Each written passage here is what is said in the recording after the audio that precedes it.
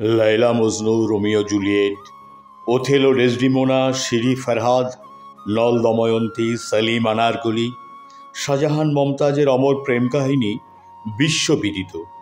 সেই দিক দিয়ে সাজুর উপায় হয়তো বিশ্ব সাহিত্যে সেই জায়গা পায়নি, তবুও বাঙালি পাঠকের হৃদয়ের দরবারে সাজুর উপায় জায়গা পেয়েছে অমরত্বের চারক রসে। গ্রামীণ সংস্কৃতির নকশি বুননে পল্লীকবি জসিমউদ্দিনের নকশি কাঁথার মাঠ বাংলা সাহিত্যের অন্যতম দলিল।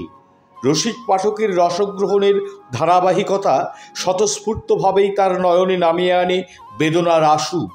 অন্তিম পর্বে সাজুর উপায় একই নকশি কাঁথায় আরামের শয্যা পাতে এবং চিরশান্তির ঘুমের দেশে মিলিত হয়। সেই শান্তি ঘুমের কবর যে মাঠে, সেই মাঠ আবহমান কাল ধরে নকশি কাঁথার মাঠ নামে পরিচিতি লাভ করে। এ কাব্যের শেষ পর্ব আজকে সেই বার্তাই দেবে।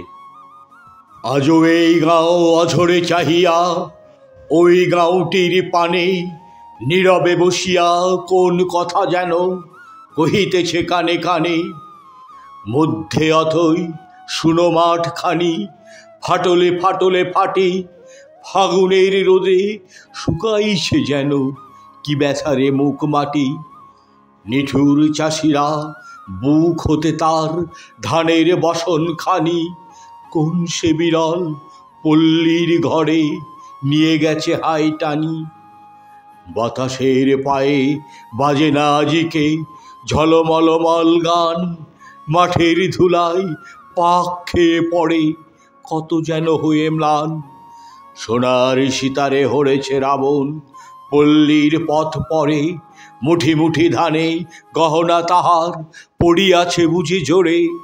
মাঠে মাঠে কাঁদে কলমির লতা, কাঁদে বটরের ফুল, এই একা মাঠে কি করিয়া তারা রাখিবে গো জাতিকুল।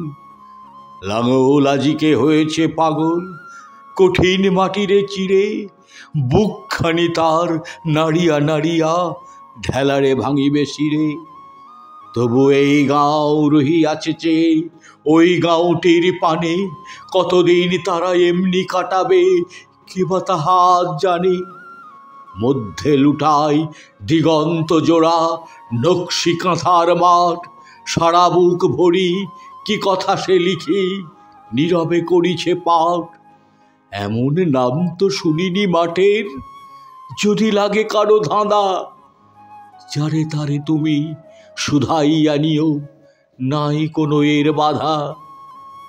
সকলেই জানে সেই কোন কালে রূপা বলে এক চাষি ওই গাঁর এক মেয়ের প্রেমেতে গলায় পড়িল ফাঁসি। বিয়েও তাদের হয়েছিল ভাই, কিন্তু কপাল লেখা খণ্ডা বেঁকে বা দারুণ দুঃখ ভালে এঁকে গেল রেখা।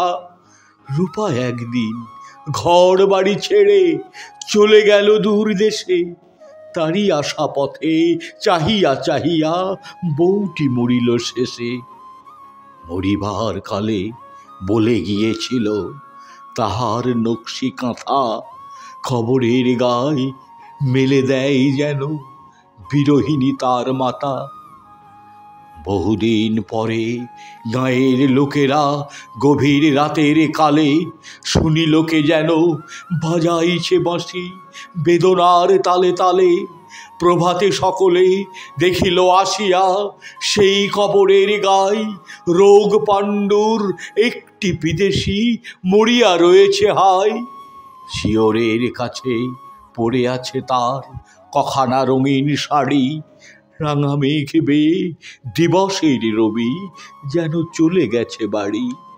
সারা গায়ে তার জড়ায়ে রয়েছে সেই সে নকশি কাঁথা, আজও গাঁর লোকে বাঁশি বাজাইয়া গাইয়ে করুণ গাথা।